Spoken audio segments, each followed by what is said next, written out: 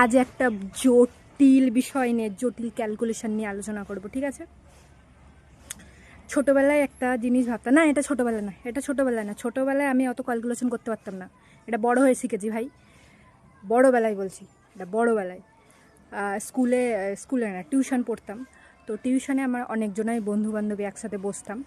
তো হচ্ছে আমরা প্রত্যেকে আর কি 400 টাকা, কোনো টিউশনে 400, কোনো টিউশনে 500 টাকা মাইনা দিতাম। তো একদিন আমার একটা দোস্ত বন্ধু বলছে যে, জানিস স্যার আমাদের থেকে 400 করে নেয়, কেন নেয় বলতে এত টাকা? আমি বলছি লাগবে স্যারেরও তো সংসার চালাতে হয়। যে দেখ আমরা এখানে 30 জন পড়ি, এরকম স্যারের 5-7টা ব্যাচ আছে, যে এই 30 জনের 400 করে যদি নেয়, আরও 5-7টা ব্যাচ, তাদেরও হিসাব কর, তার মানে কতগুলো করে টাকা স্যার ইনকাম করছে প্রত্যেক মাসে। একদম ঠিক বলেছিস, তো এটা তো কখনো ভেবে দেখিনি, এত টাকা স্যার ইনকাম করছে।